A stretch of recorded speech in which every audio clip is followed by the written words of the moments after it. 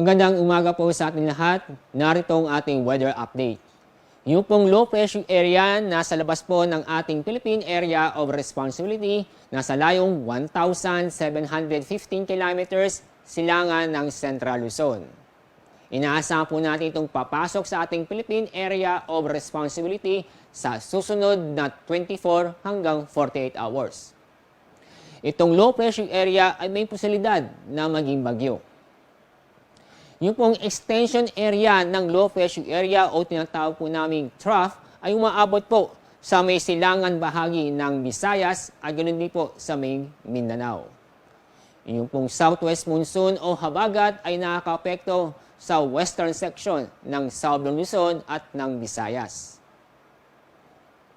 Kaya ngayong araw, makakaranas po tayo ng makulimlim ang kalangitan na may tsansa ng mga kalat-kalat na pag-ulan at thunderstorm sa Palawan at ganoon din po sa buong Visayas at sa Zamboanga Peninsula. Samantala, itong lalabing bahagi ng Luzon kasama ang Metro Manila at ganoon din po sa lalabing bahagi ng Mindanao ay makakaranas po ng fair weather kung saan makakaranas po tayo ng bahagyang maulap hanggang sa maulap ang kalangitan. Pero asahan ang mga isolated na mga pag-ulan o mga biglaang buhos ng ulan. Katulad po kahapon, nakaranas tayo ng matinding pag-ulan dito sa Metro Manila. At sa mga nagpaplanong pumalaot, banayan hanggang sa katamtaman ang pag-alon ating magkaragatan sa buong kapuluan.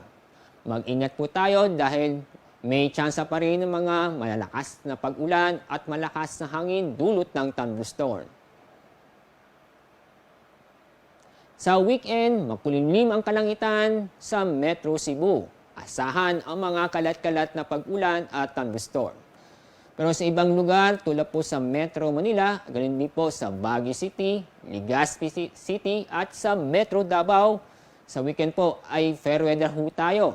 But asahan ang mga isolated na mga pag-ulan, kadalasan sa hapon o gabi. Ang araw sa sikat po, mamaya po ang 5:46 ng umaga. Mamaya ang araw lubog sa ganap na 5:48 ng hapon. Yan po ang ating weather update mula sa Pag-asa. Ako po si Alzar D. Aurelio.